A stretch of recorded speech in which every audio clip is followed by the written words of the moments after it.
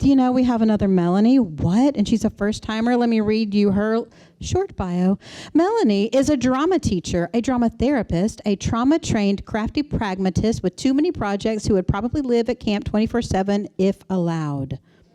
Yes, that's my friend Mel. Mothering, traveling, and making stuff are her main things. We're going to add story slamming to the list tonight, so let's welcome up Mel to the stage.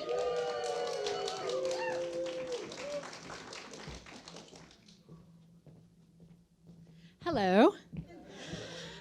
I'm also 49 Melanie. Hey. All right. So, as many of you possibly were, I was raised as a nurturer. So, in my particular format, I became a soother early on. My parents were very young, and 50 years ago, high school pregnancies were not quite the same as now. So, there were lots of illegal options and choices and sacrifices and restrictions and exciting things. And I knew from a very early age that was the circumstance, but I don't know how I knew. It was just known. But I also knew at the same time that I was very much wanted. Absolutely. So it was an interesting situation. My parents were really young, and we had to live with my grandparents for a while, and they were both hardcore nurturers, grew up on farms. My grandmother fed you incessantly and would talk to you until as long as possible. And my grandfather would teach you anything, how to find pecans in a vacant lot, how to nail something, how to trim azaleas, whatever you needed to know. So they showered people with love in those ways. But my mother was the baby of a baby boomer family, and this didn't quite read for her. The pragmatism didn't read as nurture, so there was a little disconnect there. She was quite overwhelmed at her circumstance of having a kid, being forced to drop out of high school, these sort of things. So living with my grandparents, the pragmatism skipped a generation and came to me. My mother, in her second marriage, married an Army guy, and so we got to become travelers, which was really exciting, except for her. So we got stationed to Germany when I was just turned 5, and my siblings were 2 and 8 weeks. And my mother had to get the 3 of us and herself at the age of 22 to Germany, having never been in a plane before. So that's what I mean when I say I was a helper really early. Later on, we were stationed in South Georgia, which doesn't really bear talking about. I'm a Southerner, but South Georgia.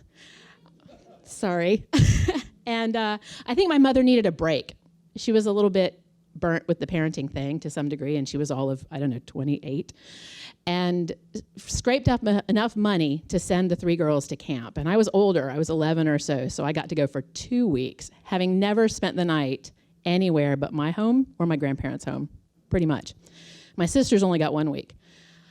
So we went to camp. It was very exciting. We didn't have lessons, we didn't go do things, we didn't do horseback lessons. We weren't shuffled around like kids are now. So it was really exciting. And camp I found very mysterious. I've had camp people in my same cabin that brushed their teeth with baking soda. And I found this fascinating and horrible. It tasted awful. I had to learn I learned to batik, which was great. I was forced to learn to dive. A camp counselor named Bubbles, as they name themselves, told me, no, it'll be okay. Just show me the form of diving, and then proceeded to shove me in the lake head first, which I thought was a little mean. I had to do camp canoe safety, which meant we had to paddle out into the middle of a lake, not the middle, with a canoe and flip it over intentionally and figure out how to flip it back. And I was the smallest person in my grade forever, and I was the smallest person at camp. And so I tried my best. We flipped over our canoe, and then we got under it and pushed, and I pushed with all my might, but pretty much what happened was my body got pistoned down further and further and further into the muck at the bottom. The gross, disgusting lake muck went up to practically my knees, and my head went under. And I managed to help flip the canoe, but I thought, I think I'm going to avoid lakes from now on, really. I don't think this is my scene. This is gross.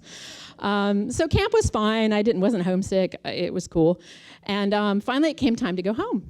And there were people gathered, all the kids, the girls were gathered in the parking lot with their nasty sleeping bags and bags of stuff, and parents were driving up to pick them up.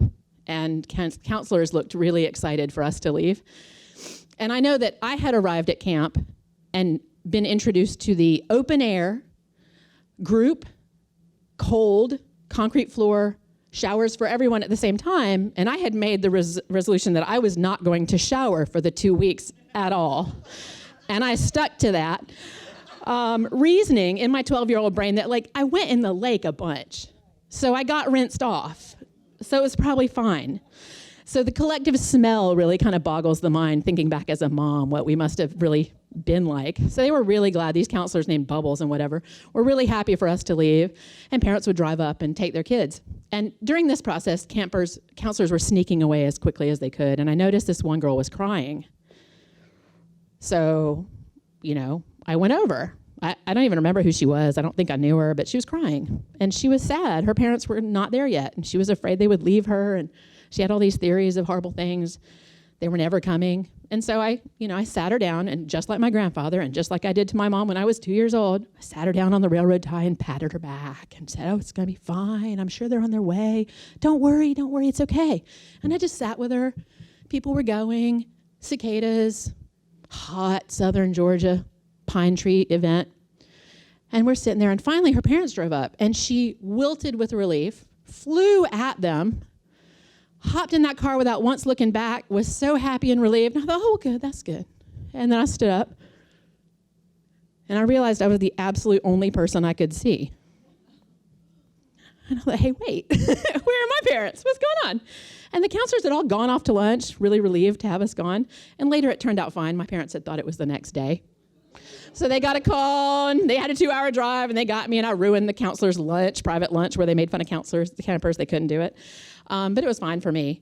But I just remember, at the time, looking around and thinking, this whole helping everybody else feel better all the time, it may have a downside. Thank you.